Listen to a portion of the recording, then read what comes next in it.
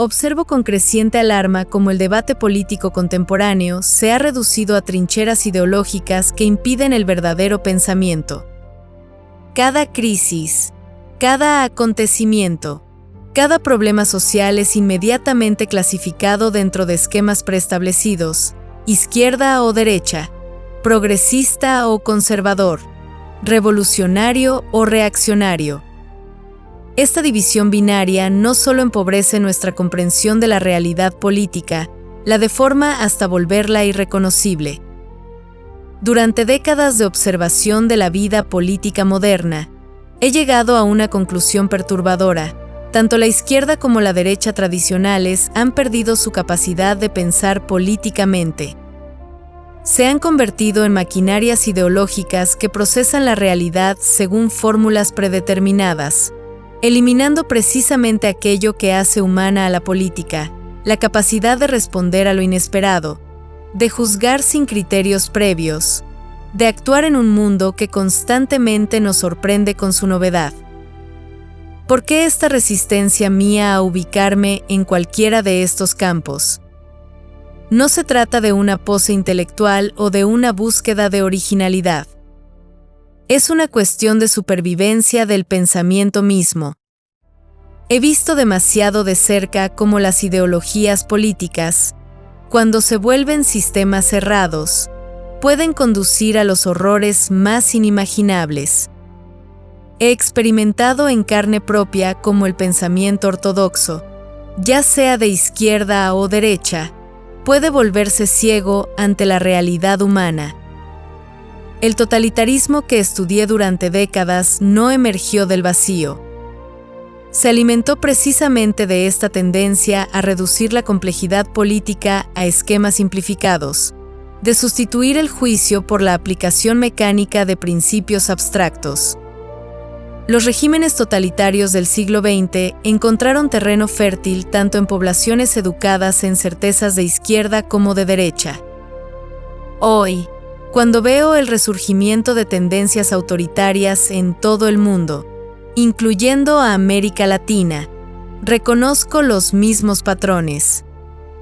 La polarización extrema, la incapacidad de escuchar argumentos que no confirmen nuestras creencias previas, la transformación de adversarios políticos en enemigos existenciales, todos estos son síntomas de una enfermedad que aqueja tanto a la izquierda como a la derecha contemporáneas. Mi rechazo a estas categorías no implica una falsa equidistancia o un centrismo complaciente. Al contrario, surge de una preocupación más profunda, la necesidad de preservar la capacidad humana de pensar y juzgar en un mundo que constantemente intenta reducirnos a autómatas ideológicos. Porque solo cuando liberamos nuestro pensamiento de estas prisiones conceptuales podemos enfrentar los verdaderos desafíos de nuestro tiempo. Capítulo 1. El diagnóstico, cuando la política se vuelve ideología. La distinción entre política e ideología es fundamental para comprender mi posición. La política genuina surge del encuentro entre seres humanos diversos que comparten un mundo común pero mantienen perspectivas distintas. La ideología, en cambio, es un sistema de ideas que pretende explicar todo desde un punto de vista único y totalizador. Observo cómo tanto la izquierda como la derecha han sucumbido a esta tentación ideológica. La izquierda tradicional redujo la complejidad de la condición humana a relaciones de clase, convirtiendo la historia en un proceso predeterminado hacia la liberación del proletariado. La derecha, por su parte, hipostasió tradiciones y jerarquías, negando la capacidad humana de crear algo genuinamente nuevo en el mundo. En América Latina, esta tendencia ideológica ha tenido consecuencias particularmente devastadoras. He observado cómo movimientos que comenzaron con genuinas aspiraciones de justicia social terminaron reproduciendo los mismos patrones autoritarios que decían combatir. El chavismo en Venezuela, por ejemplo, ilustra perfectamente cómo una retórica de izquierda puede enmascarar la destrucción sistemática del espacio público y la pluralidad política. Pero no seamos ingenuos, la derecha latinoamericana no ha sido menos problemática. Las dictaduras militares del Cono Sur mostraron cómo el conservadurismo extremo puede convertirse en una maquinaria de terror que destruye no solo a sus enemigos políticos, sino el tejido mismo de la sociedad civil. El pinochetismo chileno o la última dictadura argentina ejemplifican cómo la ideología de orden puede justificar los crímenes más atroces. Lo que me resulta más preocupante es que ambos extremos comparten una característica fundamental: la pérdida de respeto por la realidad factual. La izquierda ideológica subordina los hechos a la verdad revolucionaria, la derecha ideológica lo subordina a la verdad tradicional o nacional. En ambos casos, la realidad debe ajustarse a la teoría, no la teoría a la realidad. Esta inversión tiene consecuencias políticas devastadoras. Cuando los hechos se vuelven subsidiarios de las ideas, el pensamiento se detiene. Y cuando el pensamiento se detiene, la capacidad de juzgar situaciones nuevas desaparece. Los militantes de izquierda y derecha se vuelven igualmente incapaces de responder creativamente a los desafíos inesperados que constantemente presenta la vida política. He visto esta dinámica en acción durante las crisis políticas que he presenciado. Tanto los intelectuales de izquierda como los de derecha tienden a abordar cada nueva situación con las mismas herramientas conceptuales, aplicando mecánicamente análisis preestablecidos. La pandemia de COVID-19, por ejemplo, fue inmediatamente procesada a través de estas lentes ideológicas, para unos, una oportunidad de expandir el control estatal, para otros, una conspiración para destruir las libertades individuales.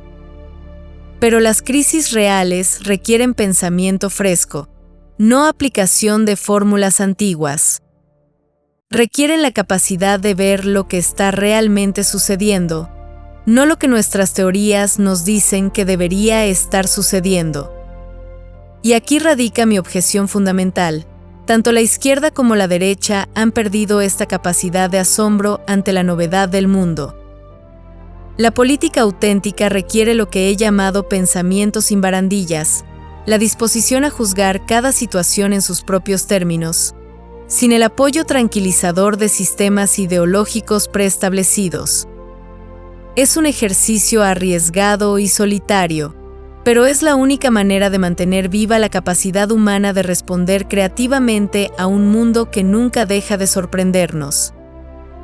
Capítulo 2. Las trampas de la izquierda, cuando la revolución devora la política. Mi experiencia con la izquierda política comenzó temprano, durante mis años de formación en la Alemania de entreguerras. Fui testigo de cómo el marxismo, que originalmente pretendía ser una ciencia de la liberación humana, se transformó gradualmente en una ortodoxia que sofocaba el pensamiento independiente. Esta transformación no fue accidental, estaba inscrita en la lógica misma del pensamiento revolucionario moderno. La izquierda política moderna sufre de lo que denomino la falacia de la necesidad histórica. Convierte la política en la ejecución de un plan predeterminado por las leyes de la historia, eliminando precisamente aquello que hace política a la acción humana, su carácter espontáneo e impredecible. Los seres humanos se convierten en agentes de fuerzas históricas superiores, perdiendo su capacidad de ser verdaderos actores políticos. Esta mentalidad tiene consecuencias devastadoras para la vida política concreta. He observado cómo movimientos de izquierda, una vez en el poder, tienden a subordinar la pluralidad política a la verdad revolucionaria. El caso cubano es paradigmático. Un genuino movimiento de liberación nacional se transformó en un sistema que elimina sistemáticamente el disenso en nombre de la construcción del socialismo. En América Latina contemporánea, veo reproducirse estos patrones con inquietante regularidad. Movimientos que llegaron al poder con discursos de justicia social y participación popular terminan concentrando poder, manipulando instituciones y criminalizando la oposición. El socialismo del siglo XXI venezolano ilustra perfectamente cómo la retórica de la liberación puede enmascarar la construcción de nuevas formas de dominación. La izquierda moderna también sufre de lo que llamo resentimiento organizado. Convierte experiencias legítimas de injusticia en sistemas cerrados de interpretación del mundo, donde todo se explica a través del prisma de la opresión y la explotación. Este enfoque, aunque a menudo captura aspectos reales de la experiencia social, termina empobreciendo la comprensión de la complejidad humana. El problema no radica en la preocupación por la justicia social, que es legítima y necesaria. El problema surge cuando esta preocupación se convierte en un sistema ideológico total que pretende explicar todos los aspectos de la vida humana. La lucha de clases, por ejemplo, puede ser una herramienta útil para entender ciertos aspectos de las sociedades modernas, pero cuando se convierte en la clave única para interpretar toda la realidad social, se vuelve una camisa de fuerza intelectual. He observado cómo esta tendencia afecta incluso a intelectuales brillantes. Se vuelven incapaces de reconocer aspectos de la realidad que no encajan en sus esquemas interpretativos. La corrupción endémica en gobiernos de izquierda, por ejemplo, se explica como propaganda de la derecha en lugar de ser reconocida como un problema real que requiere atención seria. Otro aspecto problemático de la izquierda contemporánea es su relación ambivalente con la violencia. Mientras critica la violencia del sistema capitalista, a menudo romantiza la violencia revolucionaria como partero de la historia. Esta doble moral revela una comprensión deficiente de la naturaleza de la política, que requiere persuasión y debate, no imposición por la fuerza. La experiencia de los movimientos guerrilleros latinoamericanos es instructiva en este sentido. Organizaciones como las FARC colombianas o Sendero Luminoso peruano comenzaron con ideales de justicia social, pero terminaron reproduciendo las mismas estructuras de dominación que decían combatir. La violencia, una vez adoptada como método político principal, tiende a corromper los fines que originalmente la justificaban. Esta crítica no implica una defensa del statu quo o una negación de la necesidad de cambios sociales profundos. Al contrario, surge de la convicción de que los cambios genuinamente liberadores solo pueden emerger de procesos políticos auténticos, donde los seres humanos actúan como verdaderos agentes de su destino, no como ejecutores de programas ideológicos predeterminados. Capítulo 3. Los peligros de la derecha, cuando la tradición se vuelve tiranía. Mi experiencia directa con el autoritarismo de derecha marcó profundamente mi comprensión de sus peligros específicos. El nazismo, que me obligó al exilio, no surgió del vacío, se nutrió de corrientes conservadoras que, en su obsesión por preservar un orden tradicional imaginario, terminaron destruyendo las bases mismas de la civilización occidental. La derecha política moderna sufre de lo que denomino la falacia de la autoridad natural. Convierte estructuras sociales históricamente contingentes en órdenes supuestamente naturales o divinos, negando la capacidad humana de crear nuevas formas de organización política. Esta tendencia se vuelve particularmente peligrosa cuando se combina con el nacionalismo extremo o el fundamentalismo religioso. En América Latina, he observado cómo esta mentalidad se manifestó durante las dictaduras militares de las décadas de 1960 y 1970. Los regímenes de Pinochet, Videla o Stroessner justificaron sus atrocidades en nombre de la defensa de la civilización occidental y la preservación de valores tradicionales. Utilizaron el lenguaje de la tradición para enmascarar sistemas de terror que destruían precisamente aquellas tradiciones que decían proteger. La derecha contemporánea en la región muestra preocupantes continuidades con estos patrones. Movimientos que se presentan como defensores de la familia, la religión y la patria a menudo promueven políticas que socavan la convivencia social y concentran poder en manos de élites tradicionales. El bolsonarismo brasileño ejemplifica cómo el conservadurismo extremo puede convertirse en una amenaza directa para las instituciones democráticas. Un aspecto particularmente problemático de la derecha ideológica es su relación con la verdad factual. Cuando la realidad contradice sus narrativas preferidas, tiende a negar los hechos en lugar de revisar sus creencias. El negacionismo climático, por ejemplo, ilustra cómo intereses económicos pueden disfrazarse de principios conservadores para resistir cambios necesarios. Esta resistencia a la realidad factual se vuelve especialmente peligrosa en contextos de crisis social. Durante la pandemia de COVID-19, sectores de la derecha latinoamericana promovieron teorías conspiracionales y resistieron medidas sanitarias básicas, sacrificando vidas humanas en el altar de ideologías abstractas sobre la libertad individual y la resistencia al estatismo.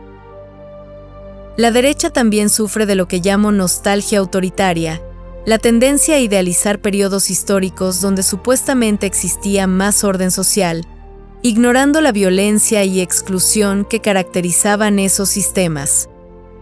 Esta nostalgia se vuelve política cuando se traduce en intentos de recrear esas condiciones en el presente, típicamente a través de la represión de grupos considerados disruptivos. He observado cómo esta mentalidad afecta la comprensión conservadora de problemas sociales complejos. La pobreza se explica como resultado de deficiencias morales individuales, la violencia como producto de la pérdida de valores, la protesta social como manifestación de agitación externa. Estas explicaciones simplifican problemas estructurales hasta volverlos irreconocibles. Otro aspecto preocupante es la tendencia de la derecha extrema a instrumentalizar la religión para fines políticos.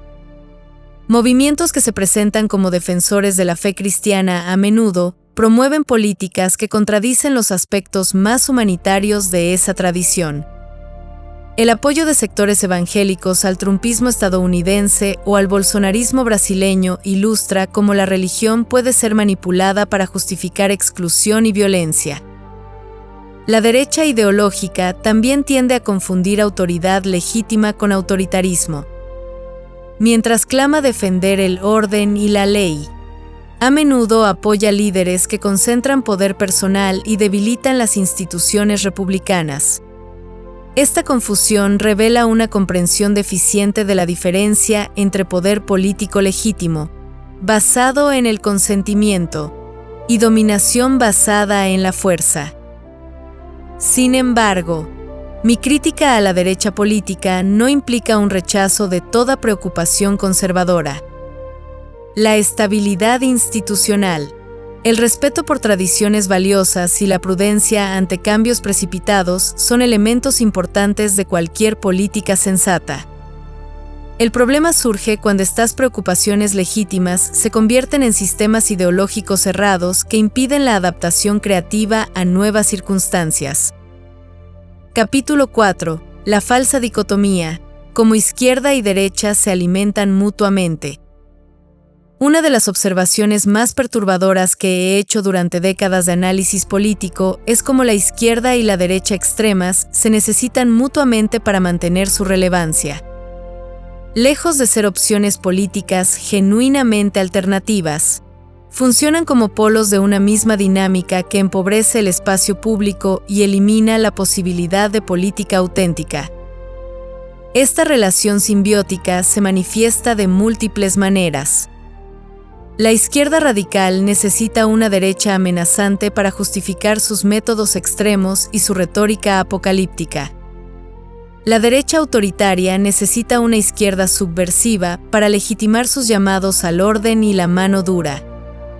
Ambas se alimentan del miedo que genera la otra, creando un círculo vicioso que polariza la sociedad hasta volverla ingobernable. En América Latina contemporánea, he observado este patrón con claridad dolorosa. En Venezuela, el chavismo utilizó la existencia de una oposición golpista para justificar la concentración de poder y la eliminación gradual de controles democráticos. Simultáneamente, sectores de la oposición utilizaron los excesos del gobierno para justificar estrategias antidemocráticas, incluyendo intentos de golpe de Estado. Esta dinámica se reproduce a escala regional. Los gobiernos de izquierda utilizan la amenaza del imperialismo y la derecha local para justificar políticas autoritarias. Los movimientos de derecha utilizan los excesos de la izquierda para promover candidatos autoritarios que prometen restaurar el orden.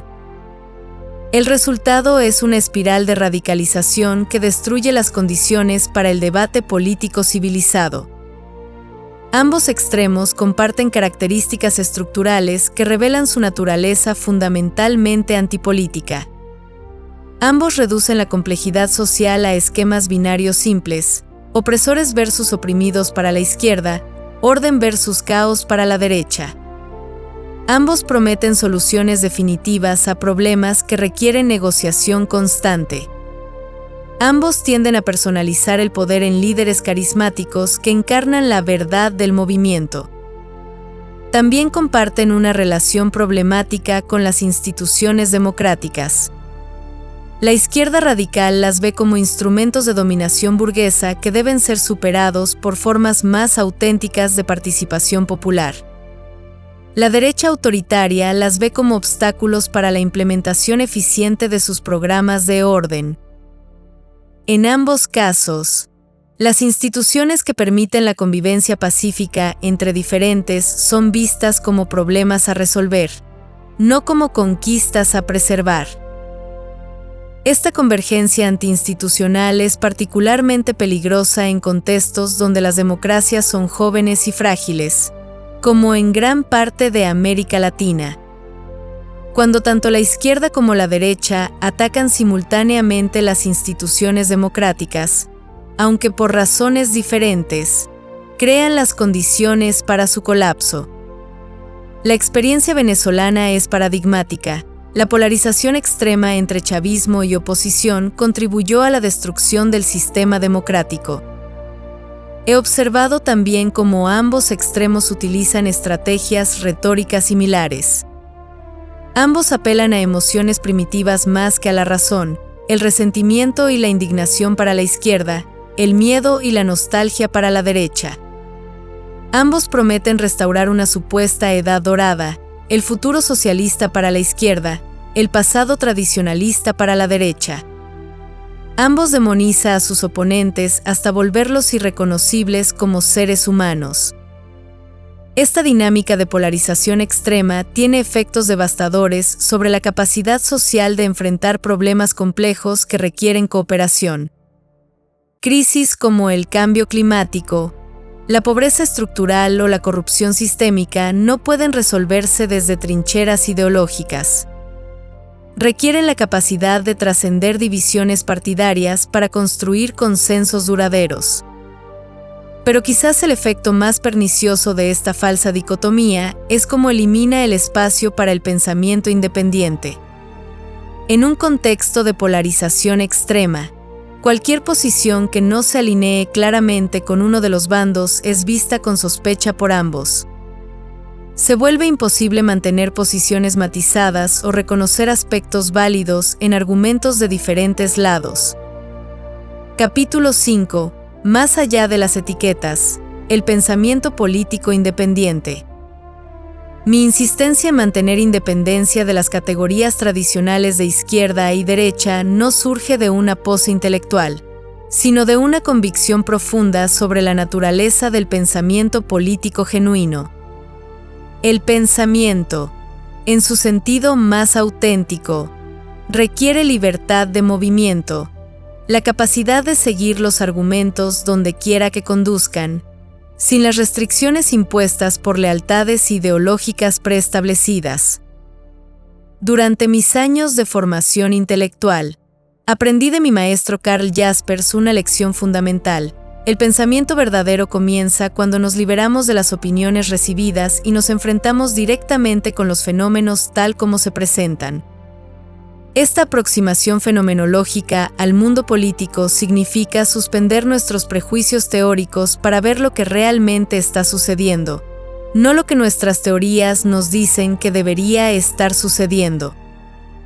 Esta metodología me llevó a conclusiones que incomodaron tanto a la izquierda como a la derecha. Cuando analicé el totalitarismo, por ejemplo, mostré que tanto el nazismo como el estalinismo compartían estructuras fundamentales, a pesar de sus diferencias ideológicas superficiales. Esta comparación fue rechazada por la izquierda, que insistía en la superioridad moral del comunismo, y por la derecha, que no quería reconocer las raíces modernas del fascismo. El pensamiento independiente requiere lo que he llamado coraje intelectual, la disposición a mantener posiciones impopulares cuando la evidencia las respalda. Durante la Segunda Guerra Mundial, por ejemplo, mantuve que el sionismo político contenía elementos problemáticos, a pesar de mi apoyo a la supervivencia judía. Esta posición me enajenó tanto de sionistas como de antisionistas, pero la mantuve porque creía que era correcta.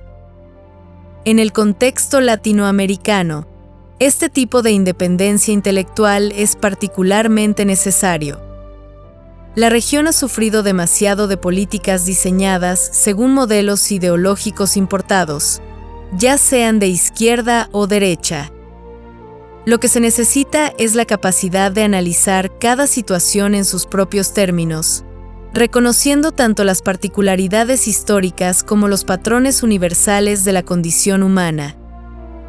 Esta aproximación no implica relativismo o la negación de principios morales fundamentales. Al contrario, requiere un compromiso más profundo con valores como la dignidad humana, la pluralidad política y la preservación del mundo común. Pero estos valores deben aplicarse de manera contextual, no mecánica, reconociendo que cada situación presenta desafíos únicos que requieren respuestas creativas. El pensamiento independiente también requiere lo que denomino responsabilidad intelectual, la disposición a revisar nuestras opiniones cuando la evidencia las contradice. He modificado mis posiciones sobre diversos temas a lo largo de mi carrera, no por inconsistencia, sino porque nuevas experiencias me proporcionaron nuevas perspectivas. Esta flexibilidad es imposible cuando estamos atados a sistemas ideológicos rígidos. Una ventaja crucial del pensamiento independiente es su capacidad para identificar aliados inesperados y coaliciones estratégicas que trascienden las divisiones tradicionales. En las luchas por los derechos civiles en Estados Unidos, por ejemplo, observé cómo conservadores genuinos y liberales auténticos podían coincidir en la defensa de principios constitucionales, a pesar de sus diferencias en otras áreas. En América Latina contemporánea, veo oportunidades similares para coaliciones transideológicas en torno a temas como la lucha contra la corrupción, la defensa de las instituciones democráticas o la protección del medio ambiente. Estos desafíos no respetan fronteras ideológicas y requieren respuestas que vayan más allá de las divisiones tradicionales entre izquierda y derecha. El pensamiento independiente también permite una comprensión más sofisticada de las tradiciones políticas. En lugar de rechazar en bloque el legado liberal, socialista o conservador, puede identificar elementos valiosos en cada tradición mientras critica sus aspectos problemáticos.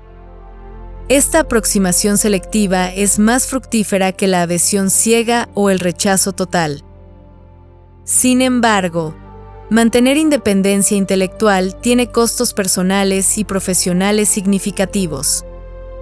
Es más fácil insertarse en comunidades ideológicas que proporcionan identidad, pertenencia y apoyo mutuo.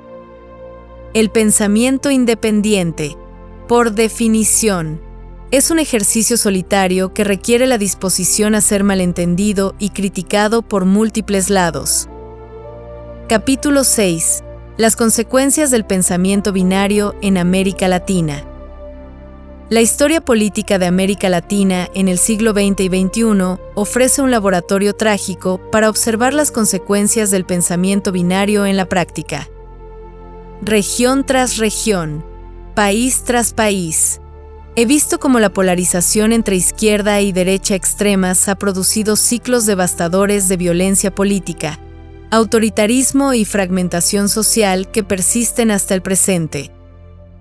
La Guerra Fría proporcionó el marco ideológico que intensificó estas divisiones hasta niveles patológicos. Estados Unidos promovía dictaduras de derecha que se presentaban como baluartes anticomunistas. La Unión Soviética apoyaba movimientos guerrilleros que se presentaban como vanguardias de liberación. Los pueblos latinoamericanos quedaron atrapados en medio de esta competencia geopolítica, pagando con sangre y décadas de desarrollo frustrado. En Guatemala, por ejemplo, la polarización entre un establishment oligárquico respaldado por Estados Unidos y movimientos insurgentes de inspiración marxista produjo un conflicto que duró 36 años y costó más de 200,000 vidas. Ni el triunfo militar de la derecha ni la victoria revolucionaria de la izquierda habrían resuelto los problemas estructurales del país. Solo la superación de esta lógica binaria permitió iniciar un proceso de pacificación. El caso colombiano es aún más instructivo. Durante décadas, la polarización entre el establecimiento conservador y las guerrillas marxistas alimentó un conflicto que se entrelazó con narcotráfico, paramilitarismo y degradación generalizada de la vida política. Solo cuando ambos lados comenzaron a reconocer la futilidad de la lógica militar y la necesidad de soluciones políticas negociadas, se abrieron posibilidades de paz. En el Cono Sur, las dictaduras militares de los años 70 ilustran cómo el miedo a la izquierda puede justificar la destrucción completa del orden constitucional. En Chile, Argentina y Uruguay, sectores conservadores apoyaron golpes militares para prevenir el avance del comunismo, resultando en regímenes que torturaron y asesinaron a decenas de miles de personas, incluyendo muchos que jamás habían tenido vínculos con la izquierda. Pero la izquierda latinoamericana tampoco ha estado exenta de responsabilidad en estas tragedias. Movimientos como Sendero Luminoso en Perú mostraron cómo la ideología revolucionaria puede justificar niveles de violencia que rivalizan con los de sus enemigos. La masacre de campesinos indígenas por parte de senderistas ilustra cómo la lógica revolucionaria puede volverse indistinguible del terrorismo puro. En Venezuela, el chavismo comenzó como un movimiento genuinamente popular que prometía incluir a los excluidos del sistema político tradicional. Sin embargo, su lógica confrontacional y su retórica de guerra social contribuyó a polarizar el país hasta volverlo ingobernable. La oposición, por su parte, adoptó estrategias igualmente polarizantes que legitimaron la narrativa chavista sobre la existencia de una conspiración oligárquica. El resultado de estas dinámicas ha sido la destrucción sistemática de las condiciones para la política democrática en múltiples países de la región. Cuando todo se reduce a una lucha maniquea entre el bien y el mal, desaparecen los espacios para la negociación, el compromiso y la construcción de consensos duraderos. Las instituciones democráticas, que requieren reconocimiento mutuo entre adversarios legítimos, no pueden funcionar en contextos de demonización recíproca. Esta polarización también ha tenido efectos devastadores sobre el desarrollo económico y social de la región. Los capitales, tanto nacionales como extranjeros, huyen de contextos de alta incertidumbre política. Las políticas públicas se vuelven erráticas, cambiando dramáticamente con cada alternancia en el poder. los consensos básicos necesarios para proyectos de largo plazo se vuelven imposibles de construir. Más profundamente, la lógica binaria ha erosionado la capacidad social para enfrentar problemas complejos que requieren enfoques matizados. La pobreza, la violencia, la corrupción, la degradación ambiental, todos estos desafíos requieren políticas que incorporen elementos tradicionalmente asociados tanto con la izquierda como con la derecha. Pero en contextos polarizados, cualquier propuesta híbrida es vista con sospecha por ambos bandos. La experiencia latinoamericana también muestra cómo la polarización ideológica puede instrumentalizarse para ocultar intereses particulares. Tanto caudillos de izquierda como de derecha han utilizado retóricas ideológicas para legitimar proyectos de acumulación personal de poder y riqueza. El socialismo bolivariano venezolano y el neoliberalismo menemista argentino sirvieron, en última instancia, para enriquecer a élites políticas corruptas. Capítulo 7. Hacia una política post-ideológica, recuperando el juicio y la acción. La superación de la falsa dicotomía entre izquierda y derecha no significa abandonar los principios políticos o adoptar un pragmatismo cínico. Al contrario, requiere recuperar la capacidad de juzgar cada situación en sus propios términos y actuar creativamente para enfrentar los desafíos específicos de nuestro tiempo. Esta aproximación, que denomino política post-ideológica, se centra en problemas concretos más que en sistemas abstractos. El punto de partida debe ser el reconocimiento de que los problemas fundamentales que enfrentan las sociedades contemporáneas no respetan las divisiones tradicionales entre izquierda y derecha. El cambio climático, por ejemplo, requiere tanto regulación estatal, tradicionalmente de izquierda, como innovación tecnológica e incentivos de mercado, tradicionalmente de derecha. Solo enfoques que integren elementos de ambas tradiciones pueden ser efectivos. En América Latina, esta aproximación post-ideológica podría abrir nuevas posibilidades para enfrentar desafíos estructurales que han persistido durante décadas. La corrupción sistémica, por ejemplo, requiere tanto fortalecimiento institucional como transparencia ciudadana, tanto controles estatales como vigilancia social. Ni las soluciones puramente estatistas ni las puramente privatizadoras han demostrado ser efectivas. La política post-ideológica también requiere recuperar el arte del juicio político, la capacidad de evaluar situaciones específicas sin aplicar mecánicamente principios abstractos. Esto significa desarrollar lo que denomino sabiduría práctica, la habilidad de navegar entre principios universales y circunstancias particulares, encontrando soluciones creativas que respeten tanto valores fundamentales como limitaciones concretas. Un ejemplo de esta aproximación sería el debate sobre políticas sociales. En lugar de asumir automáticamente que más gasto estatal es siempre mejor, posición de izquierda, o que menos intervención es siempre preferible, posición de derecha, la política post-ideológica evaluaría empíricamente qué tipos de intervención funcionan mejor en contextos específicos. Esto requiere evidencia, experimentación y disposición a modificar políticas que no producen resultados esperados. Esta aproximación también implica una relación diferente con las tradiciones políticas existentes. En lugar de rechazar en bloque el liberalismo, el socialismo o el conservadurismo, la política post-ideológica puede aprender de cada tradición mientras mantiene distancia crítica de todas. Cada tradición ha generado insights valiosos sobre aspectos específicos de la condición humana, pero ninguna posee respuestas completas para todos los problemas. Del liberalismo, podemos aprender sobre la importancia de las libertades individuales, la división de poderes y el Estado de Derecho. Del socialismo, podemos aprender sobre la necesidad de justicia distributiva y solidaridad social. Del conservadurismo, podemos aprender sobre el valor de las tradiciones, la importancia de la estabilidad y los peligros del cambio precipitado. La política postideológica también requiere nuevas formas de participación ciudadana que vayan más allá de la democracia electoral tradicional. Esto incluye mecanismos deliberativos donde ciudadanos pueden discutir problemas complejos en profundidad, espacios de experimentación democrática a nivel local, y formas de accountability que permitan evaluación continua de políticas públicas. En América Latina, algunas experiencias apuntan hacia esta dirección.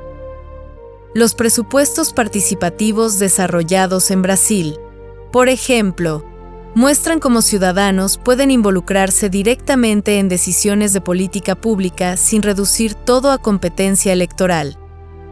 Las mesas de diálogo desarrolladas en varios países para enfrentar crisis específicas muestran cómo adversarios políticos pueden cooperar cuando se enfocan en problemas concretos. La política postideológica también requiere una nueva generación de líderes políticos que puedan trascender las divisiones tradicionales. Estos líderes deben tener la capacidad intelectual para comprender problemas complejos, la flexibilidad para adaptar soluciones a contextos específicos, y el coraje para enfrentar tanto ortodoxias de izquierda como de derecha cuando sea necesario. Finalmente, la política postideológica debe estar fundamentada en lo que he llamado amor mundi, preocupación genuina por preservar y renovar el mundo común que compartimos. Esto significa priorizar la sustentabilidad de largo plazo sobre ventajas partidarias de corto plazo, buscar soluciones que fortalezcan el tejido social en lugar de fragmentarlo, y mantener espacios para el disenso y la pluralidad que son esenciales para la vida democrática. Conclusión. Mi rechazo a las etiquetas de izquierda y derecha no surge de indiferencia política, sino de una preocupación más profunda por preservar la capacidad humana de pensar y actuar políticamente en un mundo que constantemente nos sorprende con su novedad. Las ideologías cerradas, ya sean de izquierda o derecha, nos transforman en autómatas intelectuales incapaces de responder creativamente a los desafíos inesperados que presenta la vida política. Los problemas fundamentales de nuestro tiempo no respetan fronteras ideológicas. El cambio climático, la pobreza global, la corrupción sistémica, la erosión democrática, la revolución tecnológica, todos estos desafíos requieren enfoques que integren insights de múltiples tradiciones políticas. Solo liberándonos de las prisiones conceptuales del pensamiento binario, podemos desarrollar respuestas adecuadas a la complejidad de nuestras circunstancias. En América Latina, esta liberación intelectual es particularmente urgente. La región ha sufrido demasiado de experimentos ideológicos extremos que han costado millones de vidas y décadas de desarrollo frustrado. Es hora de trascender estas divisiones destructivas para construir formas de política que honren tanto la diversidad humana como la necesidad de cooperación para enfrentar desafíos comunes. Esto no significa abandonar principios o adoptar un pragmatismo sin alma. Al contrario, significa comprometerse más profundamente con valores fundamentales como la dignidad humana, la pluralidad política y la preservación del mundo común. Pero estos valores deben aplicarse de manera contextual, creativa y experimental, no mecánica. La política auténtica requiere coraje para pensar sin las muletas de ortodoxias establecidas, coraje para actuar en situaciones de incertidumbre, coraje para mantener principios cuando es costoso hacerlo. Este coraje no es individual sino colectivo, emerge cuando ciudadanos se reúnen para deliberar sobre problemas comunes y buscar soluciones juntos.